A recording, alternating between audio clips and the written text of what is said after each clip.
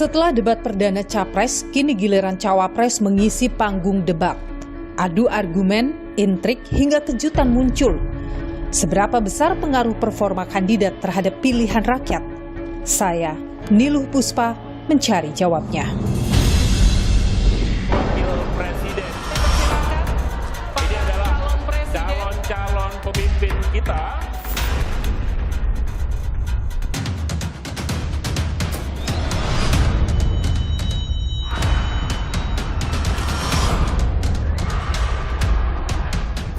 Bukan hanya retorika politik. Ini gimana? Ini nggak konsisten.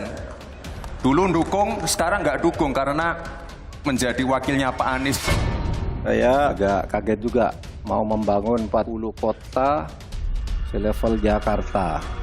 Seluruh proyek-proyek besar yang ambisius.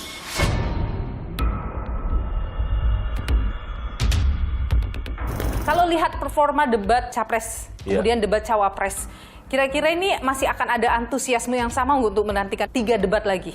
Iya, meskipun debat kalau di jajak pendapat kita kan sebenarnya tidak mengubah banyak pilihan orang ya. Tapi debat calon wakil presiden itu menunjukkan bahwa Gibran mampu menyeimbangkan diri gitu ya dengan Pak Mahfud dan Gus Muhaimin. Jadi elemen of surprise yang disiapkan oleh Gibran berhasil.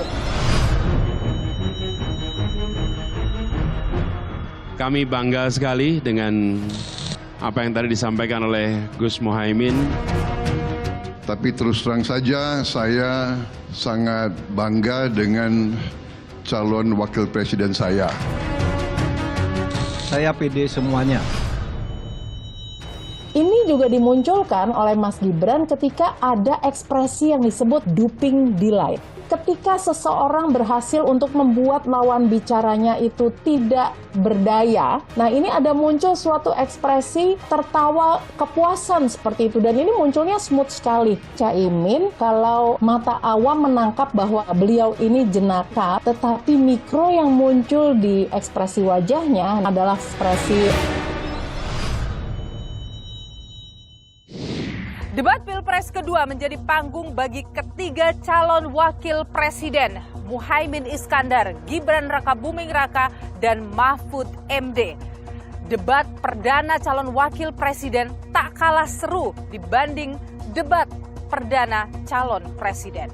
Ketiga cawapres menghadiri acara debat di Jakarta Convention Center Jumat 22 Desember 2023. Calon Wakil Presiden nomor urut 2, Gibran Rakabuming Raka, mendapat kesempatan pertama dalam sesi penyampaian visi dan misi. Diikuti Cawapres nomor urut 3, Mahfud MD, dan Cawapres nomor urut 1, Muhaimin Iskandar. Lalu apa agenda ke depan? Kita akan lanjutkan hilirisasi. Bukan hanya hilirisasi tambang saja, tapi juga hilirisasi pertanian, hilirisasi perikanan, hilirisasi digital, dan lain-lain. Kita lanjutkan juga pemerataan pembangunan yang tidak lagi Jawa sentris. Kita genjot terus ekonomi kreatif dan juga UMKM. Kita harus lawan korupsi. Menimbang istilah anak muda, hai koruptor, kutabrak kau. Hai wir, mundur kau wir. Nah korupsi, setabrak. Saudara sekalian, ini semua dalam rangka agar terjadi pemerataan seperti ketentuan pasal 3 Undang-Undang Dasar. Di Al-Quran disebut, kaila yakuna dulatan bainal yang. Jangan biarkan kekayaan itu hanya beredar di antara orang kaya. Waktu Bapak selesai. Amin akan memastikan 5% anggaran dari APBN atau sekitar 150 triliun kita khususkan untuk kaum muda Indonesia. Kredit usaha anak muda yang diberi kesempatan untuk mengakses sebanyak-banyaknya menjadi pelaku ekonomi yang baik.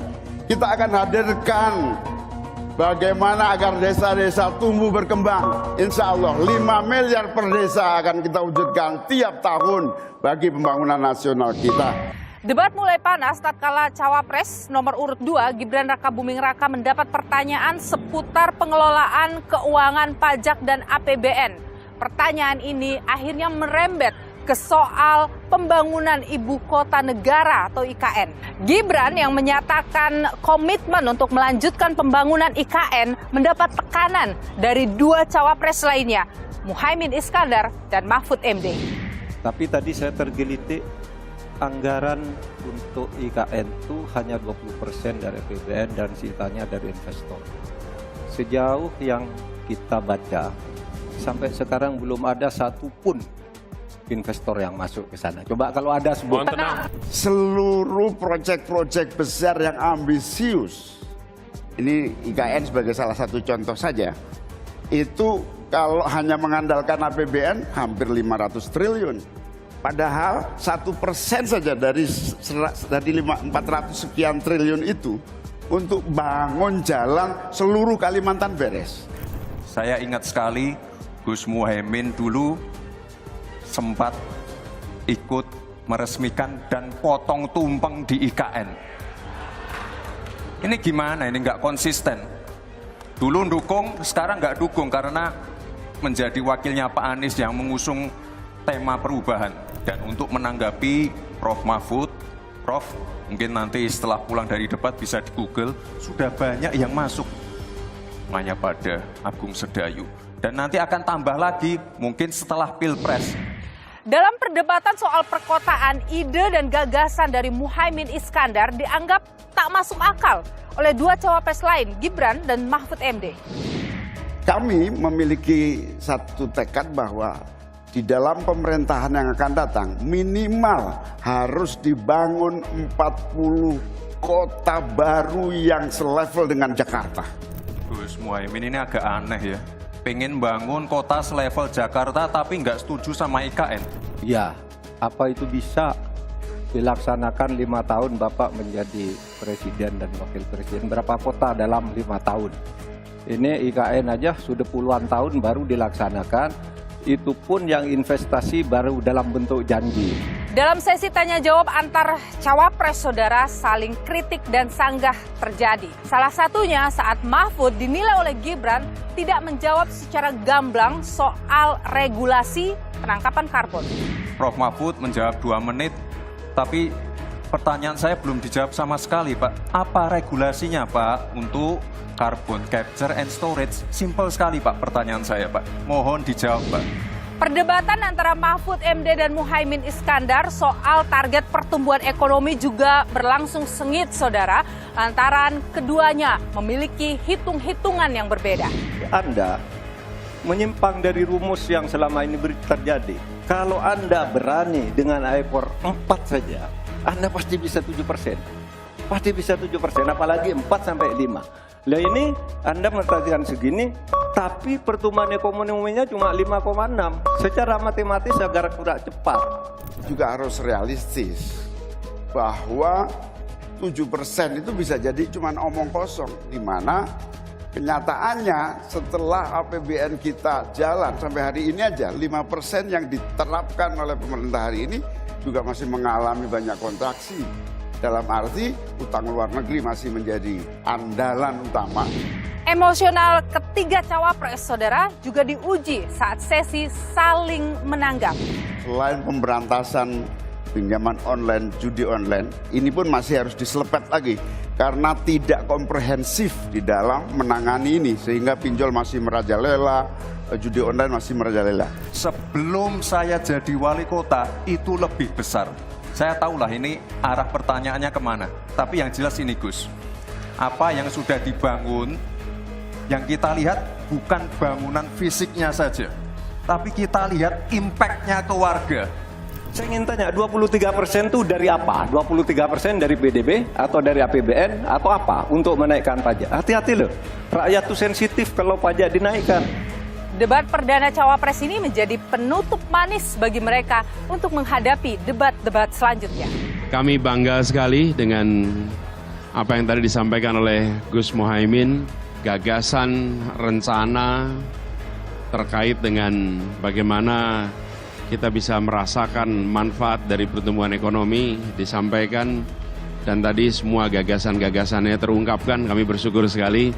Saya sangat bangga dengan calon wakil presiden saya. Saya katakan kalau saya seorang guru yang memberi nilai pada saat ujian, saya beri nilai 9,9 kira-kira gitu. Yang paling saya senang itu adalah segmen terakhir kelima, karena saya konkret menyampaikannya yang akan kita lakukan untuk mencapai 7% pertumbuhan.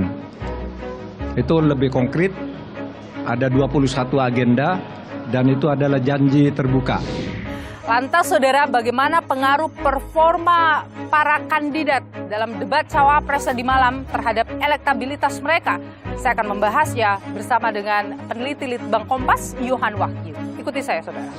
Jadi elemen of surprise yang disiapkan oleh Gibran berhasil. Relatif berhasil ya, dia well prepare gitu ya kalau kita lihat. Tapi apa yang dianggap masih kurang dari Gibran?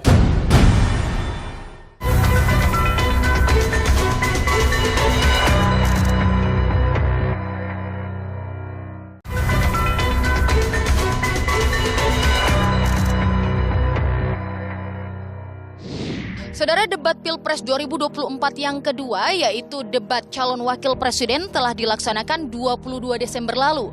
Nah, seperti apa respon dari masyarakat di berbagai kalangan? Ikuti saya, saudara.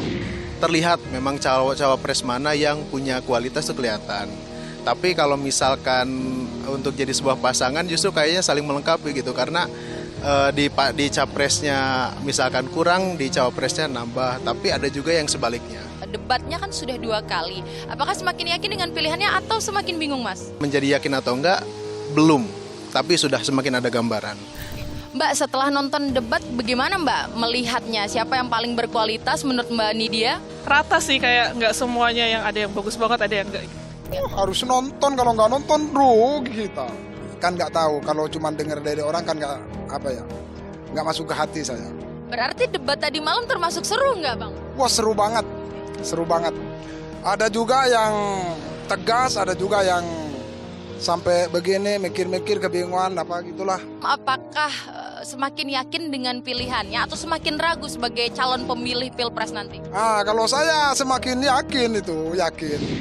Debat cawapres menjadi hal yang paling ditunggu oleh halayak. Bagaimana performa dari ketiga cawapres ini? Sudah mampukah menarik perhatian publik, saudara? Dan mungkinkah ini bisa memengaruhi elektabilitas? Kita perbincangkan hal ini bersama dengan peneliti Litbang Kompas, Mas Yohan Wahyu. Mas Yohan, terima kasih sudah bersama Nilo. Sama-sama Nilo. Bagaimana debat semalam, Mas Yohan? Ya seru ya. Jadi kalau dibandingkan debat pertama calon presiden dengan calon wakil presiden, kalau pakai jajak pendapat Kompas sih antusiasmenya lebih tinggi ini. Jadi kalau debat pertama calon presiden itu masih di bawah 60% ya, sekitar 65, 9 sampai 60%. Debat cawapres ini kalau jajak pendapat kita itu 65% itu mengikuti. Oke. Artinya ada sisi penasaran publik terhadap calon wakil presiden ini dibandingkan debat pertama. Sebenarnya ini juga ada efek wow ya. Selama ini kan yang paling menjadi perbincangan kan Gibran gitu ya. Masih trending ini masih di X. trending sebelum debat dan pasca debat gitu ya. Debat calon wakil presiden menunjukkan bahwa Gibran mampu menyeimbangkan diri gitu ya dengan Pak Mahfud dan Gus Muhaimin. Dan ini terbaca di hasil jajak pendapat kita semalam, nilai rata-rata dari sisi penampilan, dari sisi kemampuan menjawab, dan dari sisi menjelaskan isu-isu yang menjadi tema debat itu rata-rata sudah relatif seimbang. Dari skor 1 sampai 10, 3 cawapres kita di angka 7 sebenarnya. Artinya memang kalau bisa dikatakan, ya Gibran ini di luar ekspektasi, di atas ekspektasi ya. Selama ini kan orang penasaran dengan kemampuannya. Karena irit bicara selama ini. Jadi elemen of surprise yang disiapkan oleh Gibran berhasil. Relatif berhasil ya. Dia well prepare gitu ya kalau kita lihat. Tapi apa yang dianggap masih kurang dari Gibran? Aspek menjelaskan itu Gibran relatif lebih rendah. Kita tahu memang istilah-istilahnya banyak istilah yang mungkin bagi kebanyakan kita sangat elit gitu ya. ICORS, kemudian SGIE gitu ya. Terus kemudian carbon capture yang bagi orang apaan gitu ya. Ini yang kemudian istilah-istilah diksi-diksi yang terlalu elit, yang terlalu mungkin belum bukan menjadi perbincangan publik. Itu yang sedikit banyak menjauhkan wacana publik dengan wacana debat. Dan ini kemudian karena mungkin durasi waktu ya, kemudian tidak dijelaskan secara komprehensif di debat itu. Itu membuat penilaian buruk nggak diksi-diksi yang dikeluarkan oleh Gibran? Dari aspek menjelaskan persoalan, belum ya. Ketika menanyakan itu ke Muhaimin di aspek SGIE, itu kan ketika Gus Muhaimin mengatakan tidak tahu, Gibran pun juga menjelaskan dengan melihat catatan. Terus terang SGIE saya nggak paham. SGIE itu apa? Tenang. SGIE itu adalah State of Global Islamic Economy. Misalnya sekarang yang sudah masuk peringkat 10 besar adalah makanan halal kita, skincare halal kita, fashion kita. Nah, itu yang saya maksud, Gus. Artinya memang ada aspek-aspek debat ini memang ada semangat kemudian ibarat main badminton, itu nyari poin dengan kelemahan lawan, kesalahan lawan. Dan itu banyak dimanfaatkan oleh Gibran. Itu dimanfaatkan oleh Gibran. Saya pikir ini kejelian tim Gibran untuk kemudian memanfaatkan kelemahan lawan menjadi poin bagi Gibran gitu. Kalau kita lihat ya pembahasan isu ekonomi yang sering sekali disebut oleh Cawapres ini kan soal IKN, pemerataan pembangunan, pemberantasan korupsi, perhatian pada UMKM. Nah, kira-kira yang dari semua isu yang diperbincangkan itu, yang paling menyentuh hati masyarakat itu yang mana sih, Mas? Perbincangan dari debat calon wakil presiden itu memang tidak, sebagian besar tidak menjawab persoalan ekonomi masyarakat kita secara langsung, keseharian, tapi isu pemberian makan gratis, program makan siang gratis, saya pikir itu sedikit banyak akan menyentuh pemilih kita yang sebagian besar karena lebih mudah dicerna ya dibandingkan isu-isu yang lain yang muncul di debat itu. Jadi kalau soal IKN ini kan dari debat sebelumnya IKN masih jadi perbincangan, perdebatan, di debat kali ini masih juga. Itu jadi concern nggak untuk bagi masyarakat soal IKN ini? Bagi masyarakat secara umum saya pikir masih jauh ya. IKN itu kan pembangunan juga masih belum selesai, masih proses lama gitu, apalagi kemudian isu ini isu yang sebenarnya dikampanyekan oleh 01 sebagai program yang bukan prioritas gitu ya. Seringkali kan diferensiasi yang dijelaskan oleh pasangan Anies Muhaimin itu kan kebutuhan real kita saat ini adalah soal fasilitas sekolah, jaminan kesejahteraan guru yang selama ini terabaikan, lebih baik uang yang dipakai untuk IKN itu untuk mereka. Jadi lebih ke skala prioritas ya. Kalau lihat performa debat Capres, kemudian debat Cawapres, kira-kira ini masih akan ada antusiasme yang sama untuk menantikan 3 debat lagi? Iya, meskipun debat kalau di jajak pendapat kita kan sebenarnya tidak mengubah banyak pilihan orang ya. Di debat semalam itu di jajak pendapat kita hanya 10%, 10-11% yang mengaku debat ini akan kita pikirkan untuk mengubah pilihan kita gitu. Tapi 66,5% tidak akan berubah sebenarnya. Tidak akan berubah. Sudah pilihan kita tetap gitu ya. Apapun yang terjadi di debat yang terjadi di debat itu saya tetap milih. Meskipun dibantai, meskipun tidak bisa menjawab, tidak mempengaruhi. Jadi aspek partisan, orang sudah punya pilihan dan itu akan mempertahankan pilihan itu apapun yang terjadi. Tapi apakah 3 debat tersisa, 2 kali calon presiden dan sekali lagi calon wakil presiden itu akan meningkatkan antusiasme? Iya. Ya, masih. Kalau kita lihat tren di 2 debat terakhir ya, itu ada kenaikan antusiasme. Memang sasarannya debat ini adalah undecided voter. Undecided voter ini kan pasti akan menunggu di titik tikungan terakhir. Tapi berkaca dari 2 debat terakhir, apa catatan Anda untuk pasangan Capres-Cawapres ini menghadapi debat selanjutnya? Yang pertama tentu memang penting untuk menyiapkan diri lebih siap gitu ya, lebih well prepared. Saya sih melihat ya, Pak Mahfud ini agak di bawah ekspektasi kita gitu ya. Selama ini kan sebelum debat seorang guru besar, beliau mestinya lebih prepare gitu ya. Sementara Gibran ini agak di atas ekspektasi. Sementara Gus Muhaimin ya sesuai ekspektasi gitu ya. Yang kedua, penguasaan materi debat itu penting ya untuk kemudian menjaga isu debat itu. Pak Mahfud seringkali kemudian mengalirkan debat, setiap kali debat ditanya baik penanya panelis maupun dari pasangan dari calon wakil presiden, itu seringkali aspek hukum yang ditonjolkan gitu. Hal yang sama Gus Muhaimin ya standar sekali, tidak kemudian tidak konkret gitu. Gibran relatif konkret meskipun tidak tuntas gitu ya. Artinya apa? Debat ini memang tidak menjawab persoalan sebenarnya. Debat ini lebih adu kemampuan public speaking, adu kemampuan menguasai isu dan gagasan yang dimunculkan, dan sebenarnya adu kemampuan untuk bagaimana mereka bisa mempengaruhi sentimen ke pemilihnya gitu ya. Jadi ini kan menjaga pemilihnya tetap loyal satu sisi, yang kedua berharap ada tambahan pemilih baru dari undecided voter pilihan.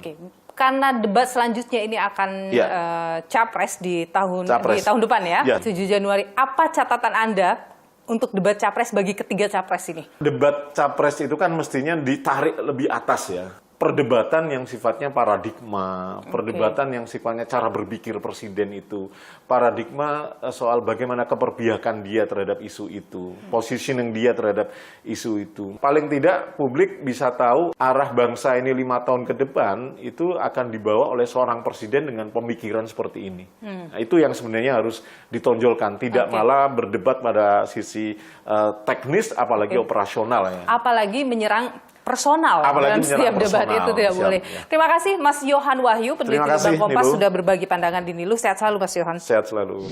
Ini juga dimunculkan oleh Mas Gibran ketika ada ekspresi yang disebut, nah ini penting banget Mbak, duping delight.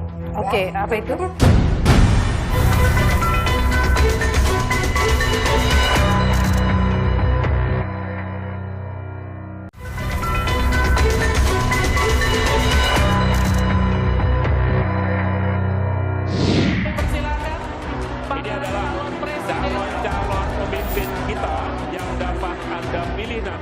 Dibangun 40 kota baru yang selevel dengan Jakarta. Gus Muhaimin ini agak aneh ya. Untuk menaikkan pajak, hati-hati loh. Rakyat tuh sensitif kalau pajak dinaikkan. Debat menjadi ajang bagi para kandidat untuk menunjukkan kompetensinya pada masyarakat, dan gestur tubuh mereka sepanjang debat ini juga tidak bisa lepas dari penilaian masyarakat, saudara. Kira-kira bagaimana pakar gestur dan juga mikro ekspresi melihat penampilan para cawapres debat itu, saudara? Kita perbincangkan hal ini bersama saya sudah hadir Monica Kumalasari, pakar gestur dan mikro ekspresi. Mbak Monica, apa kabar? Sehat selalu? Halo Mbak Nilu, kabarnya sehat dan semakin semarak ya setelah debat semalam. Jadi menurut Mbak Monica, dari debat itu siapa yang paling enjoy selama debat 2,5 jam berlangsung itu? Ya, jadi kalau melihat dari sisi yang enjoy, tampaknya oleh mata awam yang banyak terlihat adalah Caimin tetap jenaka dengan selepet dan bahkan dengan social smile ya, saya mengatakan seperti itu. Jadi menanggapi apapun dengan smile. Secara makro ditunjukkan secara jenaka, tetapi mikro yang muncul di ekspresi wajahnya, nah ini juga berkesesuaian dengan emotional analysis yang muncul dari netizen, bahwa ekspresi yang banyak dimunculkan adalah fear ya. Fear itu adalah ekspresi takut, keraguan-raguan dan sebagainya begitu ya. Ketika beliau ini banyak menjawab mengenai hal yang tidak diketahui, misalnya tentang ekonomi syariah, SGI, begitu ya. Kemudian juga beliau dengan rendah hati mengatakan apa ini maksudnya, begitu ya. Jadi baseline dari Caimin yang merupakan tokoh yang jenaka dan kemudian santai ini memang diperlihatkan semalam. Walaupun ya kita maklumi bahwa debat seperti itu akan membawa seseorang kepada rasa takut, kecemasan dan sebagainya yang muncul juga. Yang paling banyak diminati atau diberikan perhatian khusus atensi adalah Cawapres 02 atau Mas Gibran ya. Semua orang banyak yang sudah meragukan kemampuannya dalam debat.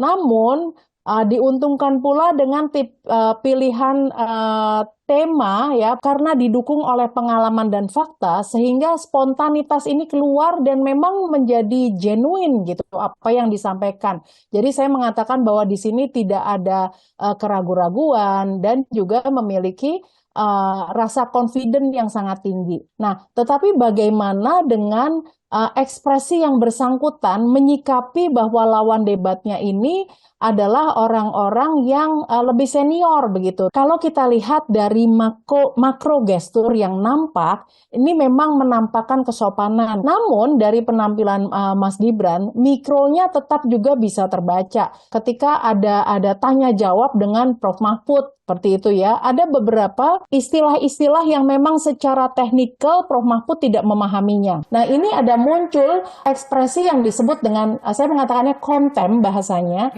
Ini adalah menganggap bahwa lawan bicaranya itu lebih inferior, tidak memahami esensi dari masalahnya. Ini juga dimunculkan oleh Mas Gibran ketika ada ekspresi yang disebut, nah ini penting banget Mbak, duping delight. Ya. Jadi ketika seseorang berhasil untuk membuat lawan bicaranya itu tidak berdaya, ya. Nah, ini ada muncul suatu ekspresi tertawa, kepuasan seperti itu, dan ini munculnya smooth sekali begitu ya.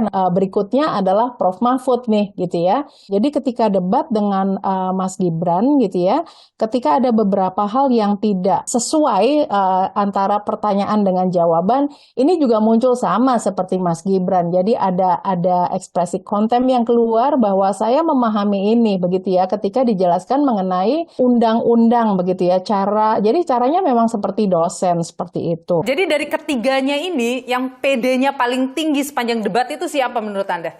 Mas Gibran. Dan itu hal yang positif saja Mbak kalau seperti itu? Positif saja karena juga bahwa penguasaan materi ini udah tahu kan gitu ya. Dan tidak ada masalah juga walaupun kita lihat nih Prof. Mahfud juga cukup percaya diri. Ada bocor-bocor emosi juga ketika menjawab yang lebih muda begitu, dan Prof. Mahfud ini berusaha untuk tetap memuliakan paslon 02 dengan mengatakan yang terhormat Mas Gibran. Tetapi kalau Caimin dengan 02 gitu ya, dengan Mas Gibran, ini masih ada menyebut dengan Pak Gibran, padahal umumnya mengatakan kita dengan Mas Gibran seperti itu. Ini adalah hubungan yang lebih dekat begitu. Oke. Pada saat bahas IKN ini kan ramai nih karena ketiganya sama-sama berinteraksi dengan isu yang sama. Apakah Anda melihat di situ tensi tinggi di antara ketiganya, ada emosional yang keluar? Ada emosional yang keluar, misalnya 01 ya, ketika dijawab mengenai IKN, padahal yang bersangkutan sendiri hadir juga dan ikut motong tumpeng begitu ya. Nah, ini ada banyak surprise sebetulnya yang ditunjukkan dari ekspresi yang muncul. Jadi semalam itu banyak ekspresi-ekspresi surprise yang tidak diduga. Baik, begitu. Mbak Monika Kumalasari, pakar gestur dan mikroekspresi. Terima kasih sudah berbagi pandangan di Niluh, Mbak Monika. Sehat selalu. Terima kasih. Debat Cawapres sudah berlangsung. Apakah pemaparan mereka untuk masalah ekonomi sudah benar-benar solusi yang konkret untuk persoalan bangsa ini? Termasuk bagaimana mereka juga akan menghadapi debat-debat selanjutnya. Berikut ulasannya untuk Anda. Debat perdana calon wakil presiden usai. Debat yang berfokus pada isu ekonomi ini berlangsung panas, saling adu gagasan, saling sanggah dan kritik terjadi. Namun, debat dinilai minim strategi tuntaskan persoalan bangsa. Seperti ke Mas Gibran ya, terkait dengan bagaimana membangun infrastruktur sosial agar tidak membebani APBN atau APBD itu belum clear dijawabnya. Caranya seperti apa juga belum clear. Ketika Caimin itu melontarkan isu bahwa ingin membuat bangunan yang berkualitas dan berkeadilan, maka bagaimana caranya itu belum terjawab juga. Isu tentang korupsi dan investasi yang dikemukakan oleh Pak Mahfud itu juga tidak dibahas secara detail. Bagaimana kelemahan KPK itu bisa mengurangi investasi, dampaknya terhadap pertumbuhan ekonomi, itu juga belum jelas. Ada beberapa isu ya yang tidak dibahas dan mungkin melupakan masyarakat menengah dan ke bawah. Yang pertama adalah isu bagaimana menciptakan pertumbuhan ekonomi yang berkualitas. Dalam debat kedua, Gibran dinilai berhasil menunjukkan kematangan politiknya, mampu menyajikan argumen yang kuat, mengimbangi Mahfud MD yang sudah kenyang pengalaman politik. Sementara Muhaimin Iskandar disebut kurang merespons secara tuntas pertanyaan-pertanyaan yang dilontarkan. Ada persepsi publik yang berubah secara total, terutama pada Gibran Rakabuming Raka yang dulu dipersepsikan sebagai orang yang tidak pernah mau berdebat, anti diskusi, menghindari pertanyaan-pertanyaan media. Tapi performa politiknya semalam saya kira memang itu di luar ekspektasi. Kalau Mahfud MD saya kira memang keahliannya cukup luar biasa. Hampir semua tema itu dikuasai. Artinya apa? Portofolio politik Mahfud MD sebagai profesor yang ahli di banyak hal, khususnya hukum, itu juga bisa dijadikan sebagai pendekatan dalam studi-studi ekonomi politik ya. Nah, yang memang satu hal terlupa itu adalah Muhaimin Iskandar. Padahal publik berharap Muhaimin Iskandar itu pendekatannya adalah demokrasi ekonomi, bahwa pembangunan ekonomi, bahwa pertumbuhan ekonomi jangan sampai meminggirkan orang miskin. Kan itu yang tidak keluar semalam. Tersisa 3 kali debat sebelum hari pencoblosan. Tim pemenangan para kandidat fokus memperbaiki strategi, menganalisis kelemahan lawan, dan meningkatkan kesiapan calon masing-masing. Kami sedang melaksanakan uji materi yang kemarin-kemarin itu semua, yang menyampaikan mana yang bisa dipertanggungjawabkan, kita membelah mana yang tidak bisa dipertanggungjawabkan. Kalau memang benar agenda berikutnya adalah pertahanan, kami yakin betul ya bahwa penguasaan materi Pak Prabowo itu akan yang paling gemilang ya di antara dua paslon yang lain. Kami akan memastikan seluruh sajian informasi, data itu yang benar kepada publik, bukan data bodong. Dalam dinamika debat bukan tentang suara siapa yang paling keras ataupun menonjol. Namun esensi debat yang sebenarnya terletak pada sejauh mana pesan yang disampaikan relevan dengan kebutuhan masyarakat. 52 hari jelang hari pencoblosan pemilu serentak 2024. Niluh kembali mengajak Anda melihat hiruk-pikuk panggung perpolitikan tanah air sepanjang 2023.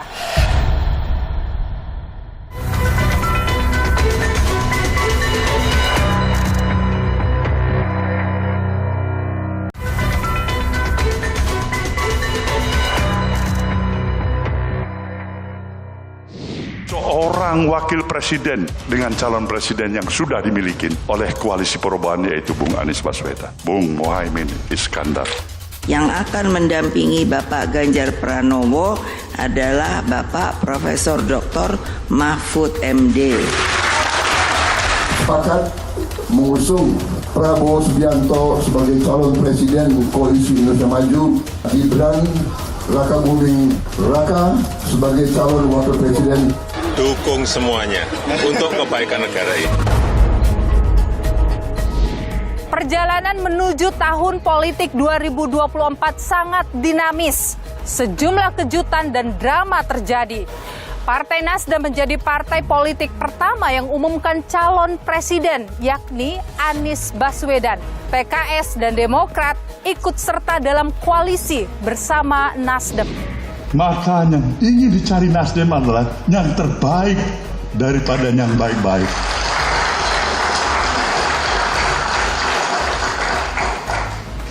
Inilah kenapa akhirnya Nasdem melihat seorang sosok Anies Rashid Baswedan.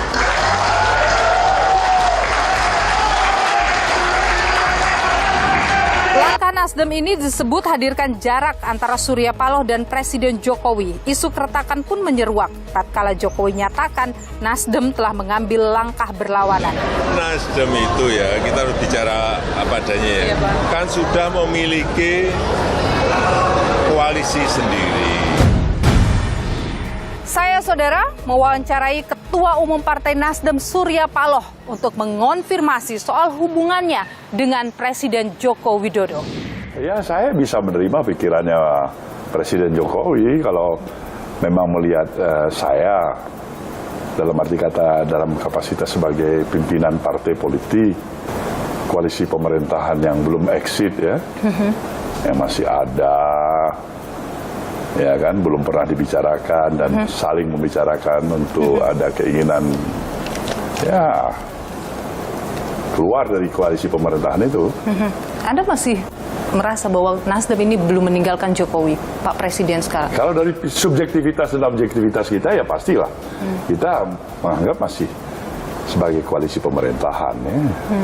Tapi kalau presidennya menyatakan dia sudah punya koalisi sendiri, itu barangkali bisa dimaknain dengan maksud yang positif aja. Bagaimana kita berpikir positif dengan statement itu? Mungkin aja barangkali Presiden Jokowi tidak membicarakannya, bahwasanya dia mengharapkan kita untuk menjalankan peran kepiaran pemerintah yang ada di koalisi di luar pemerintahan. Itu kalau positive thinking. Iya. Kalau negative thinking kita berpikir ya ini kenapa ya ini orang ini sebagai presiden berpikirnya kok tidak dalam satu pemikiran yang menjaga keutuhan koalisi pemerintahan itu sendiri. Jadi tergantung kita sekarang. Mau berpikir yang positive thinking atau yang negative thinking. Kalau Pak Surya maunya melihat saya positive thinking aja. Positive thinking saja. Tapi ketika keputusan Nasdem untuk membentuk koalisi sendiri, menghadirkan capresnya sendiri, itu kan dianggap sebagai langkah Nasdem ingin keluar begitu. Bagaimana Pak Surya? Mungkin ini persepsi dan pandangan, pemahaman ya, yang barangkali belum menyatu. Nasdem menganggap apa masalahnya dengan pencalonan seseorang warga negara Indonesia yang seutuhnya mempunyai hak politik untuk dicalonkan dan mencalonkan dirinya untuk dicalonkan. Apa yang salah? Ketika itu dianggap berseberangan misalnya? Siapa yang bilang berseberangan? Kalau berseberangan, kenapa ada yang namanya Gerindra berada dalam posisi pemerintah? Katakanlah yang namanya Golkar ada dalam posisi pemerintahan. PAN dalam kondisi pemerintahan, kalau diambil daripada starting awal koalisi pemerintahan itu, yang ada hanya siapa di sana? PDIP, Nasdem, itu pengusung-pengusung, tambah barangkali PKB, muncul ada Hanura, misalnya. Toh bukan Gerindra. Pada pemilu yang lalu, siapa Gerindra? Dia kompetisi pemerintah. Siapa PAN? Dia di luar pemerintah. Siapa juga yang namanya katakanlah di luar pemerintah. Nah, atas keinginan Nasdem bersama dengan Presiden Jokowi, nah kawan-kawan ini kita ajak untuk bersama-sama. Nah, kita sekarang sudah bersama. Dinamika politik terus terjadi hingga terbentuk 3 koalisi. Koalisi Perubahan terdiri dari Nasdem, PKB, dan PKS dengan Capres Anies Baswedan dan Cawapres Muhaimin Iskandar. Lalu Koalisi Indonesia Maju, Gerindra, Golkar, PAN, Demokrat, PSI, PBB, dan Gelora dengan Capres Prabowo Subianto dan Cawapres Gibran Rakabuming Raka. Dan juga saudara, Koalisi PDIP, P3, dan Perindo dengan Capres Ganjar Pranowo dan Cawapres Mahfud MD. Ketiganya resmi mendaftar ke KPU Oktober 2023.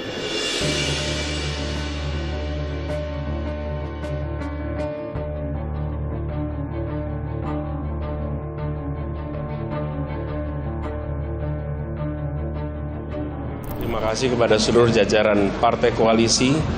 Begitu banyak yang terlibat di dalam penyiapan proses ini, khususnya dipimpin oleh para sekjen di masing-masing partai yang memungkinkan proses pendaftaran ini berjalan dengan baik. Dan secara resmi kita telah mendaftar sebagai calon presiden dan calon wakil presiden Republik Indonesia. Dan tadi Ketua KPU menyatakan bahwa berkas kita setelah dinilai lengkap.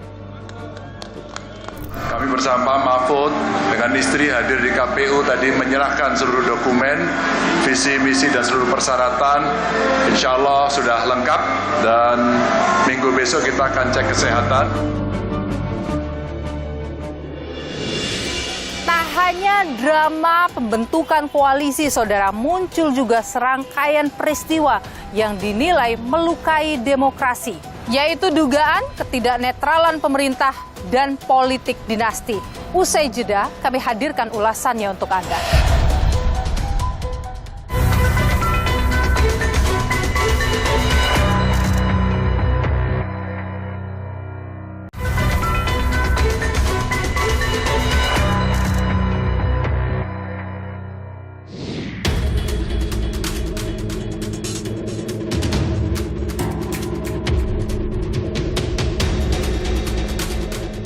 dengarkan putusan dulu ya. Sebentar saja Yang Mulia. Karena ini berkaitan dengan bisa benturan kepentingan Yang Mulia. Karena isu ini isu yang berat, isu serius. 25 September 2023, Partai Solidaritas Indonesia umumkan struktur organisasi yang baru, Saudara. Putra bungsu Presiden Jokowi, Kaisang Pangarep, tiba-tiba didapuk jadi ketua umum. Publik riuh, pasalnya baru 3 hari Kaisang mendapat kartu tanda anggota. Dugaan Jokowi sedang membangun dinasti politik pun menyeruak. Saya sempat berbincang dengan Kaisang Pangarep terkait tudingan ini. Ini dianggap kok jadi mengukuhkan dinasti politik Pak Jokowi. Mas Kaisang bagaimana menanggapi itu? Biasa aja, balik lagi yang pilih masyarakat. Tapi Anda merasa bahwa ini bukan bagian dari seperti itu? Ya, masa saya ini, balik lagi yang pilih siapa? Masyarakat toh? Iya nggak? Iya nggak? Betul. Ya udah. Tapi privilege itu Mas Kaisang aku ya? Bahwa ya privilege selalu ada. Apa saya yang selalu terjadi bagian dari itu? Saya akan selalu ada privilege. Nah, dan saya harus akui itu. Mas Kaisang optimis bahwa dengan Mas Kaisang menjadi ketua umum, PSI bisa masuk ke Senayan? Insya Allah. Insya Allah. Selain Kaisang, kakaknya Gibran Rakabuming Raka juga disorot pasca Mahkamah Konstitusi putuskan soal batas usia Capres-Cawapres. Putusan ini menuai kontroversi karena Majelis Kehormatan Mahkamah Konstitusi akhirnya nyatakan Ketua MK Anwar Usman yang juga paman Gibran melanggar kode etik. Publik lantas mempertanyakan legitimasi Pilpres 2024 jika hakim yang memutus perkara batas usia Capres-Cawapres dinyatakan melanggar kode etik. Bagaimana mungkin ketika putus 90 itu dijatuhkan, padahal menurut ketentuan Undang-Undang Dasar 1945, syarat-syarat untuk menjadi presiden dan wakil presiden itu ditetapkan dengan undang-undang. Kita mengetahui begitu putusan 90 dijatuhkan, DPR bersama-sama dengan presiden itu tidak melakukan perubahan apapun terhadap undang-undang pemilihan umum. Dan kemudian secara cepat menggunakan putusan 90 itu sebagai dasar dari pencalonan cawapres, yaitu dalam hal ini adalah Gibran. Oleh karena itu pertanyaannya, apakah bisa putusan 90 itu kemudian digunakan secara langsung tapi tanpa melakukan perubahan terhadap undang-undang pemilihan umum? Nah, akibatnya karena begitu banyak pertanyaan terhadap putusan 90 ini, maka rentetannya adalah apakah putusan ini bisa menjadi dasar hukum yang kuat yang akan memberikan legitimasi yang kuat terhadap pencalonan dari cawapres Gibran. Menurut saya ini legasi yang terburuk yang pernah dimiliki oleh Presiden Republik Indonesia. Kenapa demikian ya? Karena beliau berupaya untuk melakukan rekayasa politik ya, rekayasa hukum ya, supaya sang anak sulung beliau yaitu Gibran Rakabuming Raka itu bisa menjadi calon wakil presiden ya. Ini menurut saya tidak bisa diterima dengan akal sehat. Namun Saudara, pemerintah menjamin Presiden Jokowi akan mampu bersikap netral di pemilu serentak 2024. Tentu saja kita nggak bisa menolak atau tidak bisa mengabaikan kesan banyak orang atau mungkin juga persepsi banyak orang. Toh faktanya memang putra beliau mencalonkan diri menjadi cawapres. Jadi kesan itu nggak bisa dibendung. Tetapi kita juga harus percaya bahwa Presiden telah menyatakan bahwa akan berdiri di